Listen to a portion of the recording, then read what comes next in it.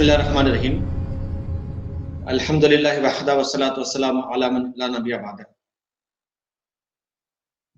جامعہ الاسلامیہ شانتاپورم کے ایسائیوں کے اردو یونٹ کے ممبران، ایسوسیٹس اور ذمہ داران اور اس آن لائن پروگرامز میں شریک دیگر احباب، اللہ تعالیٰ کا شکر ہے کہ آج آپ کے سامنے سیرت سیدنا ابراہیم علیہ السلام سے متعلق کچھ باتیں رکھنے کا موقع ملا ہے۔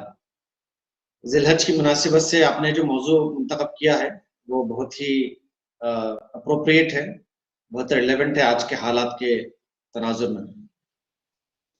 اللہ سے دعا ہے کہ یہ سیشن ہم سب کے لیے بڑا مفید رہے اور ہم سیرت سیدنا ابراہیم علیہ السلام کے دعوتی پہلو کو سمجھنے اور اس کے مطابق عمل کرنے میں پیش رہیں۔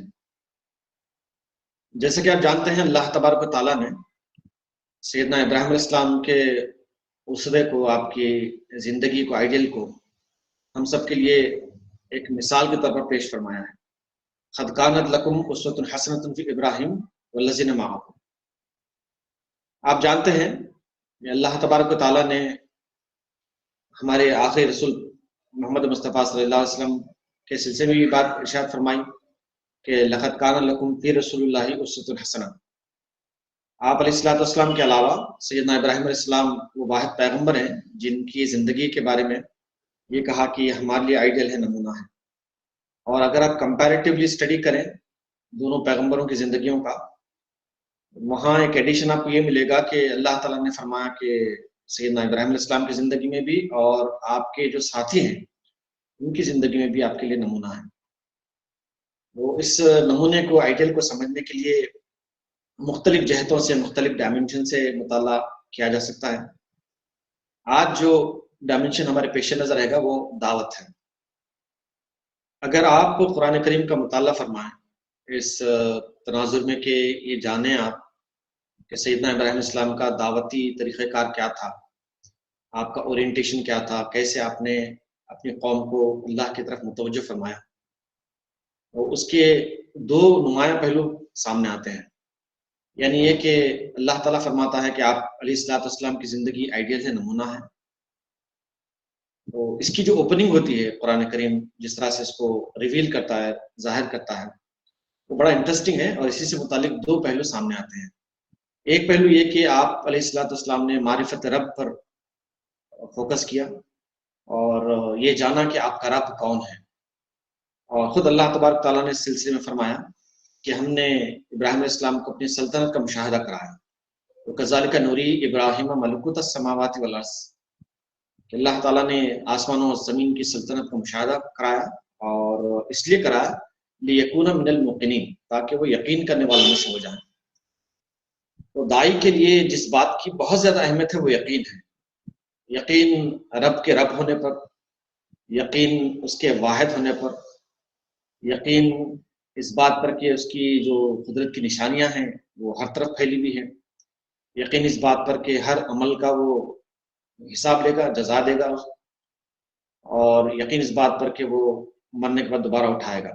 بہرحال جو بھی پہلو ہو سکتے ہیں زندگی سے متعلق اور آخرت سے متعلق، ان سب کے سلسلے میں یقین کا پہلو بہت ہی اہم ہوتا ہے داعی کی زندگی میں، اور اس کا جو اپروچ ہوتا ہے، اس کا جو انیشیٹو ہوتا ہے، وہ اس پہ ڈیپینڈ کرتا ہے کہ اس کو کتنا یقین ہے اپنے وعدے پر، اپنے دعوے پر کہ وہ سچا ہے۔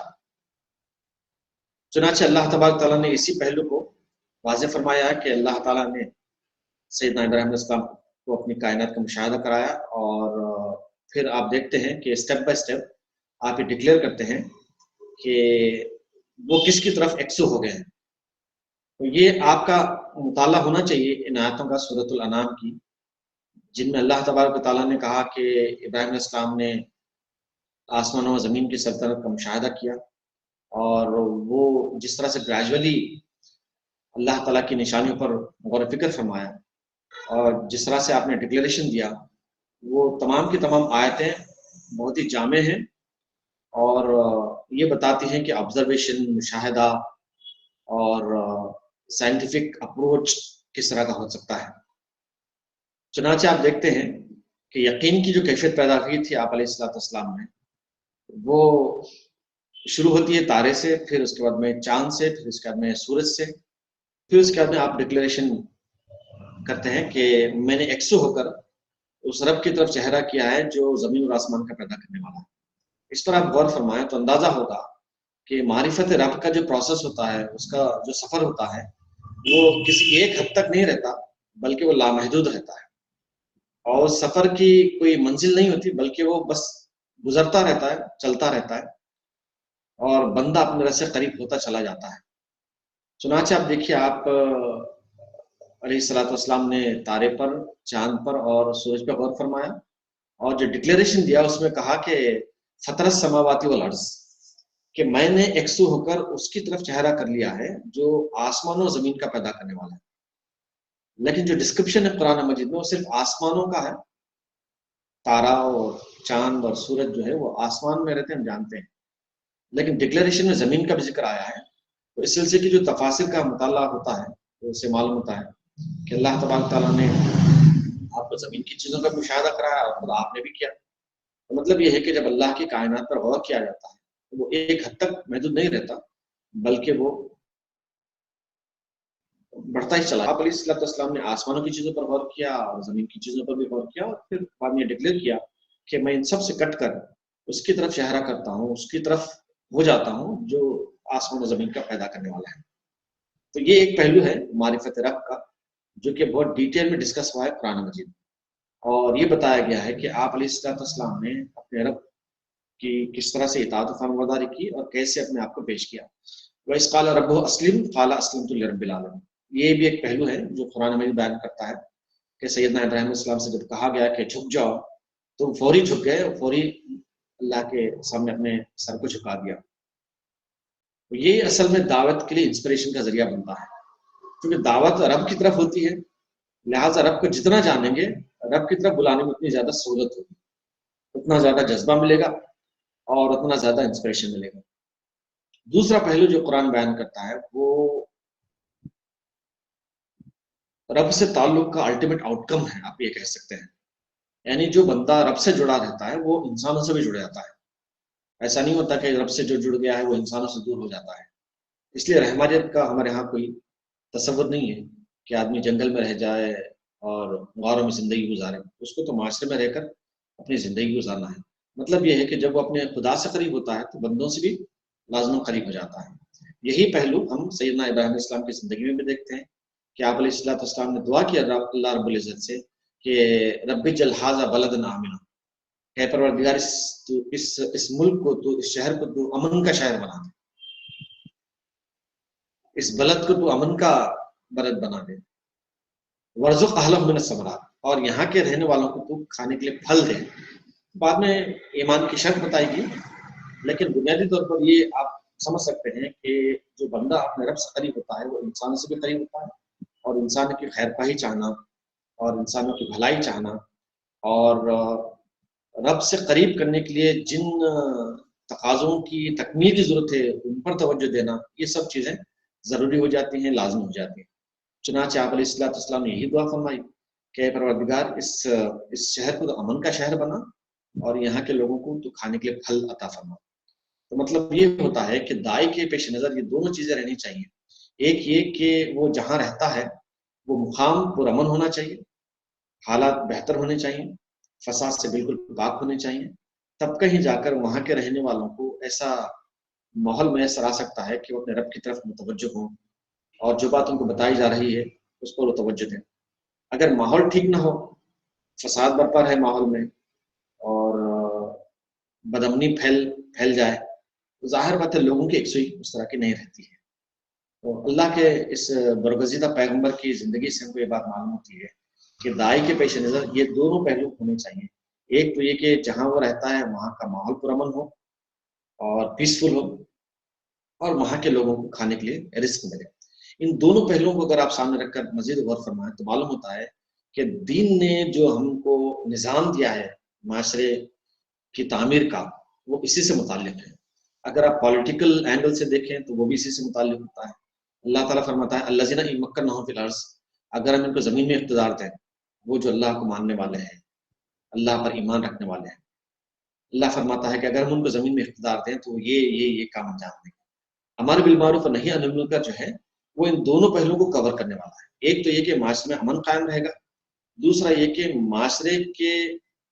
معاشرے کی جو ضرورتیں ہیں وہ پوری ہوتی رہیں گی، عوام کی ضرورتیں پوری ہوتی رہیں گی۔ پولیٹیکل ایجنڈا جو ہو سکتا ہے وہ بھی اسی سے متعلق ہے۔ معاشرے کی تعمیر کے سلسلے میں جو بات ہو سکتی ہے وہ بھی اسی سے متعلق ہے کہ ماحول پرامن ہو اور وہاں کے رہنے والوں کو رزق کی کوئی کسی قسم کی کوئی قلت اور کمی نہ ہو۔ اس سلسلے میں اللہ تعالیٰ نے ہم کو خاص ہدایت فرمائی ہے کہ ماحول کو پرامن رکھنا چاہیے۔ وَلَا تُفْسِدُوا فِي الْأَرْضِ بَعْدَ إِصْلَاحِهَا، اللہ تبارک تعالیٰ نے زمین کی اصلاح فرما دی ہے اس لیے کہ یہاں کے رہنے والے اپنے رب کو جان سکے، پہچان سکے، لہٰذا اس اصلاح میں کسی قسم کا بگاڑ نہیں آنا چاہیے، اللہ تعالیٰ کا فرمان ہے۔ اور پھر قتل سے منع کیا گیا ہے، بے گناہ قتل سے منع کیا گیا ہے، اور یہ تمام باتیں آپ جانتے ہیں۔ یہ ایک پہلو بھی آپ اپنے پیش نظر رکھیں کہ ماحول کو پرامن رکھنا چاہیے اور اس کے سلسلے میں جد و جہد ہونی چاہیے۔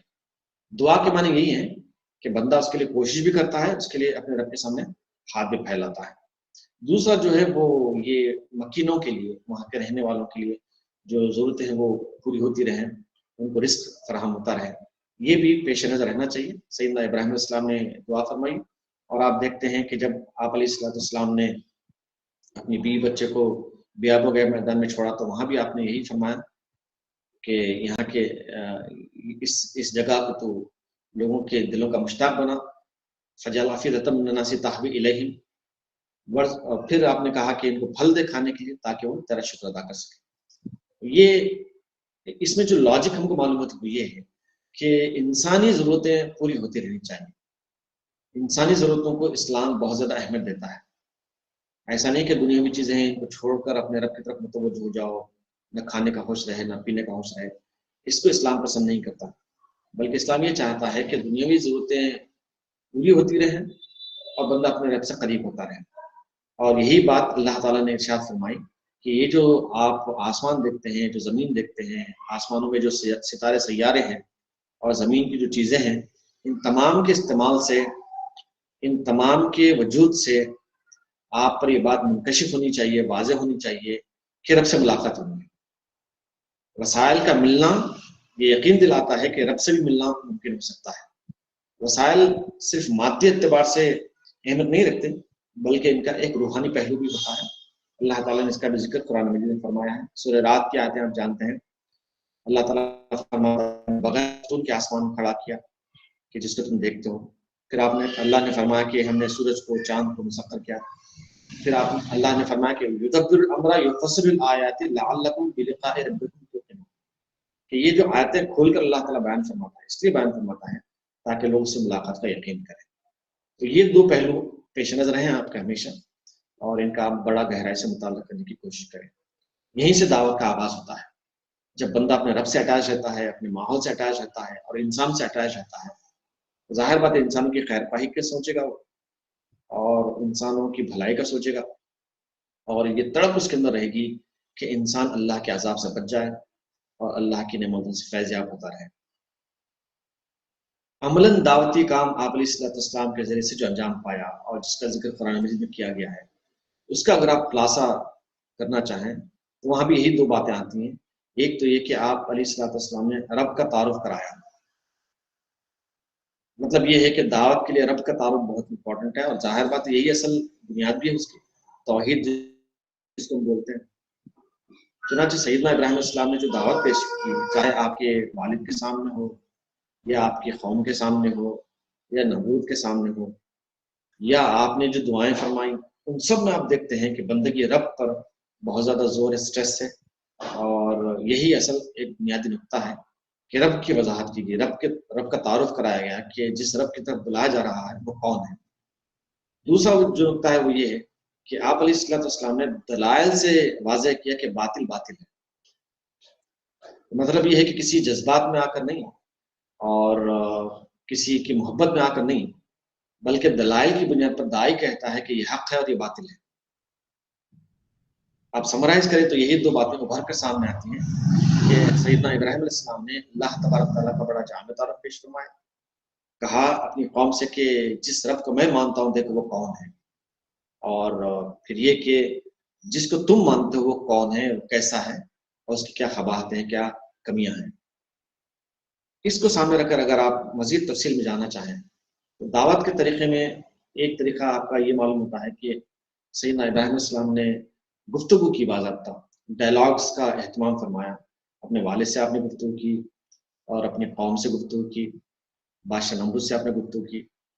بنیادی طور پر یہ تین جو جہتیں ہیں ڈائلاگس کی، اگر آپ ان پر توجہ فرمائیں تو معلوم ہوتا ہے کہ سیدنا ابراہیم علیہ السلام نے اپنے والد سے جو گفتگو کی وہ اس بنا پر گفتگو کی کہ اللہ نے آپ کو حق سے نوازا ہے، اس بنا پر وہ اپنے والد کو گمراہی میں دیکھتے ہیں۔ انی اراکا و قوم کا فی ضلال مبین، قرآن کہتا ہے نا کہ آپ اپنے والد محترم آذر سے کہا کہ میں تم کو انی اراکا و قوم، کہ میں تم کو بھی اور تمہاری قوم کو بھی کھلی ہوئی گمراہی میں دیکھتا ہوں۔ یہ جو ڈائلاگ ہے نا، یہ جو الفاظ ہیں وہ یہ بتاتے ہیں کہ سیدنا ابراہیم علیہ السلام کے پاس حق ہے، اور ان کے پاس حق نہیں ہے بلکہ وہ باطل کی پرستش کر رہے ہیں۔ جہاں تک قوم کی بات ہے، قوم کو آپ نے دعوت غور و فکر دی اور وہاں بھی دلال پیش فرمائے۔ قوم کے سامنے جب آپ نے خطاب فرمایا، حق کی دعوت پیش فرمائی، تو کہا کہ ما تعبدون، کس کی تم بندگی کرتے ہو، حل یسمعونکم اذ تدعون، کیا تمہاری یہ سنتے جب تم انہیں پکارتے ہو، او ینفعونکم او یضرون، کیا تمہیں یہ نفع پہنچاتے کہ نقصان پہنچاتے، افرأیتم ما کنتم تعبدون، کہ تم جن کی عبادت کر رہے ہو وہ کون ہے، تم نے کبھی دیکھا ہے، اتعبدون ما تنحتون، کیا تم ان کی پوجا کرتے ہو جن کو تم اپنے ہاتھوں سے بناتے ہو۔ تو اب دیکھ جائیے یہ جو ڈائلاگس ہیں نا، یہ حق کی وضاحت پر مشتمل نہیں ہے صرف، بلکہ اس میں دعوت غور و فکر ہے بلا کی، اور جس سورہ کی آپ نے تلاوت فرمائی اور سورہ میں جس کی وضاحت کی گئی لقد خلقنا الانسان فی احسن تقویم، اس کا یہ ایک طرح سے اظہار ہے کہ جس سلیم الفطرت پر اللہ تعالیٰ نے انسان کو بنایا ہے، اس کا تقاضا یہ ہے کہ بندہ اپنے رب سے قریب ہو جائے، بس اسی کی پرستش کرے، کسی اور کی پرستش، کسی اور کی پوجا نہ کرے۔ لیکن کیا ہے کہ انسان اپنے ہی ہاتھ سے بنائے ہوئے چیزوں کی پوجا کرتا ہے، پرستش کرتا ہے۔ یہ جو بات ہے بڑی غیر معمولی بات ہے، اس پر آپ غور فرمائیں تو اندازہ ہوگا کہ دین اسلام نے انسان کو کس لیول پر رکھ کر بات کی۔ دین اسلام نے انسانی عقل کو تسلیم کی، وہ چونکہ اشرف المخلوقات ہے، وہ اللہ کا نائب ہے، خلیفہ ہے، لہٰذا اس کی اس پوزیشن کو سامنے رکھتے ہوئے باتیں کی گئی ہیں، اس کے سامنے باتیں واضح کی گئی ہیں۔ تم نے کبھی دیکھا ہے جس کو تم پوچھتے ہو؟ پھر کہا کہ کیا وہ تمہاری سنتے ہیں، کیا تمہاری وہ کچھ مدد کرتے ہیں، کیا تمہیں کچھ نفع پہنچاتے کہ نقصان پہنچاتے ہیں۔ یہ ایک پہلو۔ دوسرا اس کا پہلو یہ ہے کہ دیکھو میں جس رب کو مانتا ہوں وہ کون ہے، کہ جس نے مجھے پیدا کیا، لذی خلقنی، جس نے مجھے پیدا کیا، وہ یہدین، وہ مجھے سیدھا راستہ دکھاتا ہے۔ تو جو دائی ہوتا ہے نا، اس طرح سے دلائل کے ساتھ اپنی باتوں کو پیش کرتا ہے کہ سننے والا یہ سمجھتا ہے کہ کیا باتیں پیش کی جا رہی ہیں اور کس طرف متوجہ کیا جا رہا ہے۔ اللہ کے پیغمبر نے کہا کہ میں جس کی طرف تم کو متوجہ کر رہا ہوں وہ رب وہ ہے جس نے مجھے پیدا کیا ہے۔ مطلب یہ کہ خالق کی پوجا ہونی چاہیے، مخلوقات کی پوجا نہیں ہو سکتی۔ جس کو بنایا جاتا ہے وہ خدا کیسے ہو سکتا ہے؟ جو کسی پر ڈپینڈنٹ رہے وہ خدا کیسے ہو سکتا ہے؟ جو انڈیپینڈنٹ ہے وہ خدا ہو سکتا ہے؟ خالق کے معنی یہی، خالق کے معنی اس ہستی کے ہیں جو پیدا کرتا ہے، جو بغیر کسی مدد کے پیدا کرتا ہے، جو بغیر کسی مادے کے پیدا کرتا ہے، جو کسی کی نقالی نہیں کرتا ہے، وہ اپنی مخلوقات کو ایک منصوبے کے تحت پیدا کرتا ہے کہ کس زمانے میں کس کو رہنا ہے، کب تک رہنا ہے۔ ان سب کا اللہ کے ہاں اندازہ، اس خالق کے ہاں اندازہ ہے۔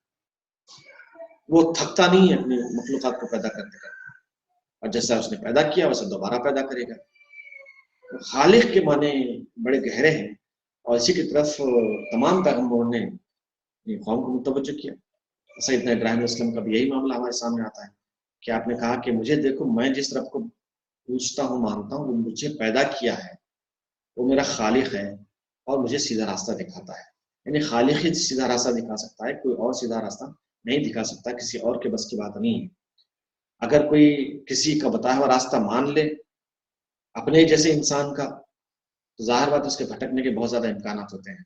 اس لیے یہ کہا کہ جو خواہشات نفس کی اتباع کرتا ہے وہ تو بڑا گمراہ ہے. ومن اضل ممن اتبع هواه بغیر هدى من اللہ. اللہ کی ہدایت کو چھوڑ کر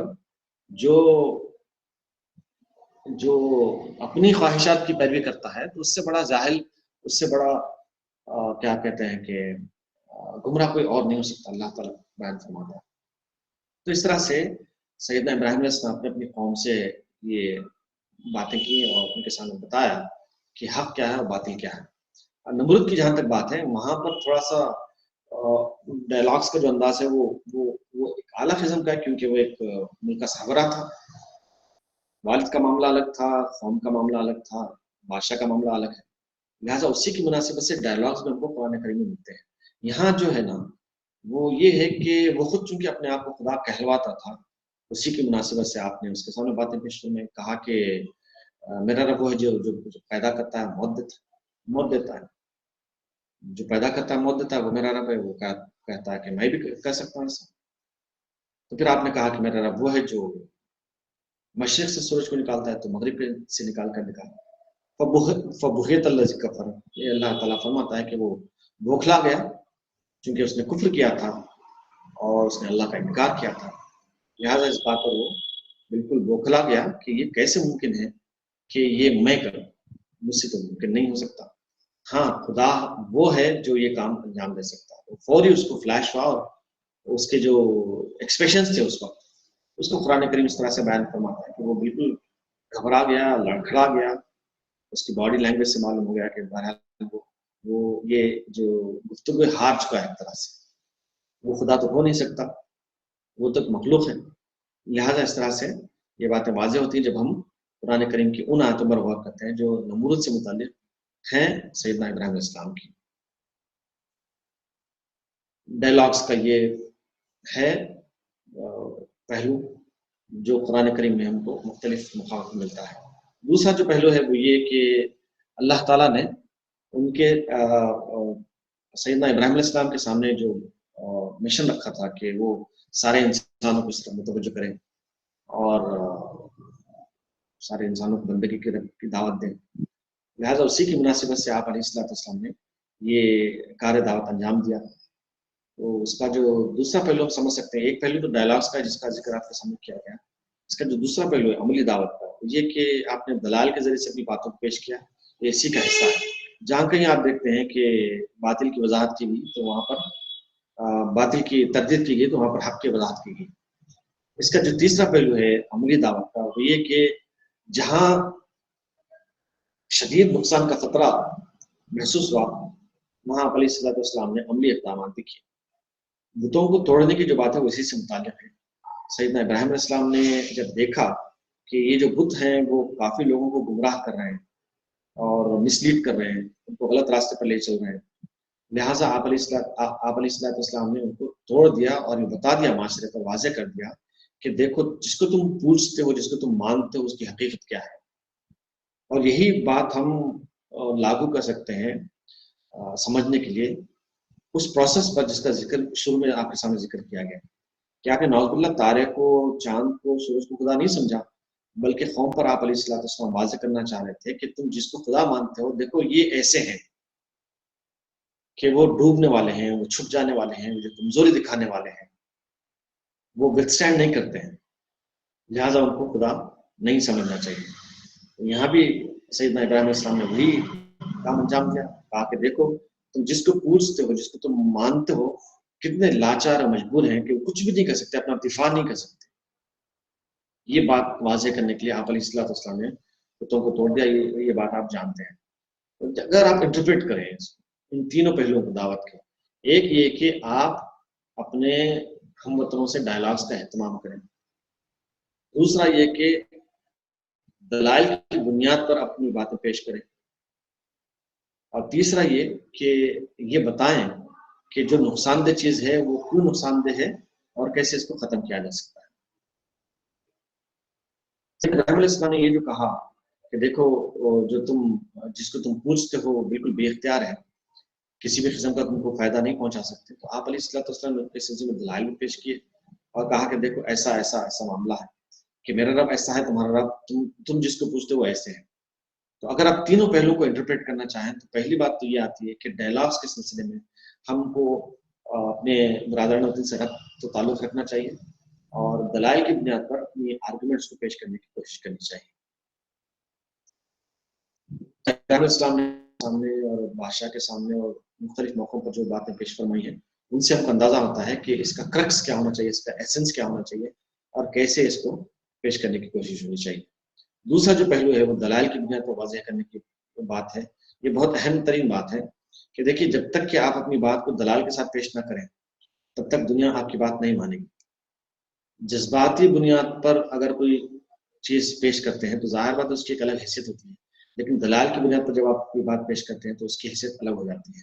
تو اس پر آپ خاص کر کے توجہ فرمائیں کہ دلائل کی بنیاد پر اپنی باتوں کو پیش کریں، حق کو حق ہونا واضح فرمائیں۔ وہاں پر یہ آرگومنٹ نہیں تھا کہ آپ جو کہہ رہے ہیں غلط ہے۔ آپ دیکھیے کہ جنہوں نے آپ علیہ الصلوۃ والسلام کی بات کا انکار کیا انہوں نے اس بات پر انکار نہیں کیا کہ آپ جو کہہ رہے ہیں غلط ہے، بلکہ انہوں نے کہا کہ وجدنا آباءنا کذالک یفعلون، ہم نے اپنے آبا و اجداد کو اسی طرح سے کرتا ہوا پایا اور اسی طرح سے کرتے رہیں گے اور ویسے کر رہے ہیں۔ مطلب یہ کہ ان کے پاس کوئی ٹھوس دلیل نہیں تھی اپنے عقائد کے سلسلے میں، اپنی جو بھی ان کی سلسلے میں کوششیں تھی، کسی بھی قسم کی کوئی دلیل نہیں تھی۔ بس انہوں نے کہا کہ ہم اپنے باپ دادا کو کرتے ہوئے پایا تو ہم بھی اسی طرح سے کر رہے ہیں۔ دنیا جو ہے نا آپ کی بات مانے گی اگر آپ دلائل کی بنیاد پر اپنی باتوں کو پیش کریں۔ اس پر آپ کا ورک آؤٹ ہونا چاہیے اور میدان کا تعین ہونا چاہیے اور یہ دیکھنا چاہیے کہ کیسے اس راہ میں آگے بڑھا جا سکتا ہے۔ اور یہ جو پہلو ہے کہ آپ نے بتوں کو توڑا اور لوگوں کو متوجہ کیا کہ دیکھو جس کی تم پرستش کرے ہو بالکل بے اختیار ہے، ان کے پاس کوئی پاور نہیں ہے، کوئی اتھارٹی نہیں ہے اور یہ خود اپنا ڈیفنس نہیں کر سکتے۔ ظاہر بات ہے ایسا تو ہم نہیں کر سکتے، بلکہ منع کیا گیا وَلَا تَسُبُّوا الَّذِينَ يَدْعُونَ مِن دُونِ اللَّهِ۔ قرآن یہ کہتا ہے کہ توڑنا تو دور کی بات، بتوں کو برا بھلا کہنے سے منع کیا گیا امت محمدیہ کے لیے۔ لیکن آپ علیہ الصلوۃ والسلام کا اسوہ ہمارے سامنے ہے، تو اس کا مطلب یہ ہے کہ جن بنیادوں پر، جن ریزنز کی بنیاد پر آپ علیہ الصلوۃ والسلام نے بتوں پر ضرب لگائی وہ آج بھی ویلڈ ہے۔ بتوں نے کیا کیا؟ لوگوں کو مسلیڈ کیا۔ ربی انہن اضللن کثیر من الناس، اے پروردگار ان بتوں نے بہت سے لوگوں کو گمراہ کر دیا ہے۔ تو آج بھی ایسی بہت سی چیزیں ہیں جو لوگوں کو گمراہ کرتے ہیں، ان پر ہمیں ضرب لگانی چاہیے۔ اس طرح سے اس کو ٹرانسلیٹ کریں، آپ انٹرپریٹ کریں کہ توڑنے والی جو بات ہے، ضرب لگانے والی جو بات ہے، وہ ہم ان افکار پر ضرب لگائیں، ان خیالات پر ضرب لگائیں، ان پریکٹسز پر ضرب لگائیں جو انسانوں کو مسلیڈ کرتی ہیں، جو گمراہ کرتی ہیں۔ بہت سے ہو سکتے ہیں، ایسے لوکل بھی ہو سکتے ہیں، اسٹیٹ لیول پر بھی ہو سکتے ہیں، نیشنل اور انٹرنیشنل لیول پر بھی ہو سکتے ہیں۔ آج کل اس طرح کے افکار، خیالات اور پریکٹسز کی کوئی کمی نہیں ہے، لیکن یہ آسان بات نہیں ہے۔ ظاہر بات ہے اگر آپ کسی کو متوجہ کرنا چاہ رہے ہیں، کسی کو یہ بتانا چاہتے ہیں کہ جس پریکٹس میں وہ مبتلا ہے، جس بات کو مانتا ہے صحیح نہیں ہے، ہر بات اتنا آسان تو نہیں ہوگا کہ وہ مان لے آپ کی بات صحیح۔ اس کے لیے بہت زیادہ کوشش کرنی ہوگی اور اپنے آپ کو آئیڈیالوجیکلی اور ہر اعتبار سے اپنے آپ کو ایکوپ کرنے کی، اپنے آپ کو بڑھانے کی کوشش کرنی چاہیے۔ تو یہ دعوتی پہلو سے متعلق کچھ باتیں تھیں جو آپ کے سامنے رکھی گئی۔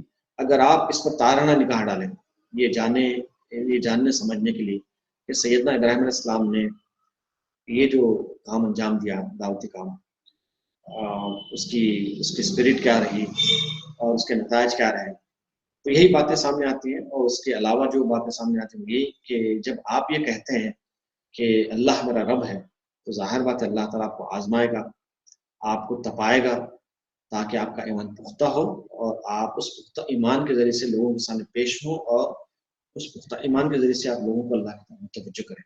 کمزور ایمان کے ساتھ دائی میدان میں کھڑا نہیں رہ سکتا۔ چنانچہ سیدنا ابراہیم علیہ السلام کی جو ابتلا والی زندگی ہے نا وہ بڑی طویل ہے، آپ اس پہ بھی الگ سے گفتگو کر سکتے ہیں۔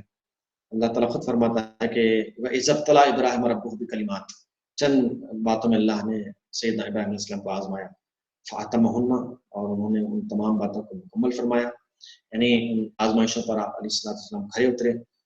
پھر اللہ نے فرمایا کہ میں تمہیں انی جاعلک للناس اماما، میں تمہیں سارے انسانوں کا امام بناتا ہوں، ومن ذریتی، میری اولاد کا کیا؟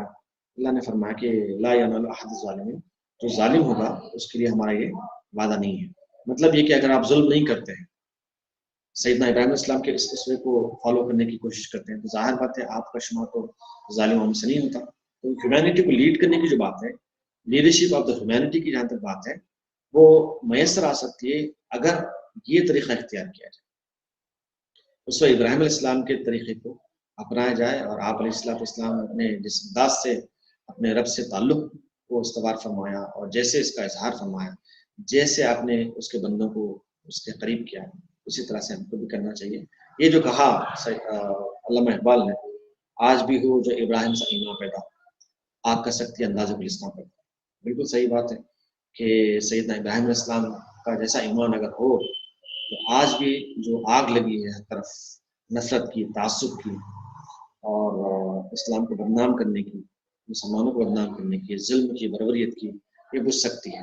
تو آگ بجھانے کے لیے ہم کو جس انداز سے اکوپ ہونا ہے ان میں سب سے سر فہرست ایمان ہے، اور سیدنا ابراہیم علیہ السلام جیسا ایمان، کیا پختہ ایمان، کیا اللہ تعالیٰ کا توکل، کیا آگ میں ڈالے گئے ہیں، اور کوئی معمولی آگ نہیں بلکہ بڑی زبردست آگ لگائی گئی ہے، اور اس میں آپ علیہ السلام کو جھونکا گیا ہے، ڈالا گیا ہے، لیکن آپ علیہ السلام اللہ پر توکل کرتے ہیں، اور اللہ تعالیٰ آپ کے لیے اس کو ٹھنڈا کر دیتا ہے۔ یا نارکونی بردم و سلام علی ابراہیم، کہ یہ اصل چیز ہے جو دائی کو میدان میں لاتی ہے۔ اگر ان تمام تکالیف سے کوئی نہ گزرے اور اللہ کے نام قربانی نہ دے، اللہ سے قربت اختیار نہ کرے، تو ظاہر بات ہے بندوں سے بھی وہ قریب نہیں ہو سکتا، نہ بندوں کے سلسلے میں اس کے اندر وہ جذبات پیدا ہو سکتے ہیں کہ ان کو وہ صحیح راستہ دکھائے اور اللہ کے عذاب سے بچائے۔ خود ہی اللہ کی رحمت سے دور ہے، خود ہی اللہ تعالیٰ کی قربت سے دور ہے، ظاہر بات ہے بندوں کو کیسے وہ قریب کر سکتا ہے۔ تو ان تمام پہلوؤں پر ہماری توجہ ہونی چاہیے اور عمل کی اخلاص کے ساتھ کوشش ہونی چاہیے۔ میں آپ سب کا مشکور ہوں کہ آپ نے اس اہم اجلاس میں مجھے مدعو کیا اور سیدنا ابراہیم السلام کی سیرت مبارکہ سے متعلق باتیں پیش کرنے کا موقع دیا۔ اللہ تعالیٰ آپ سب کو جزائے خیر دے۔ اللہ تعالیٰ ہمیں سیدنا ابراہیم السلام کے اسوے کو سمجھنے اور اس کے مطابق انفرادی اجتماعی زندگی گزارنے کی توفیق عطا فرمائے۔ اگر وقت ہے باقی تو آپ سوالات کر سکتے ہیں۔ السلام علیکم ورحمۃ اللہ وبرکاتہ۔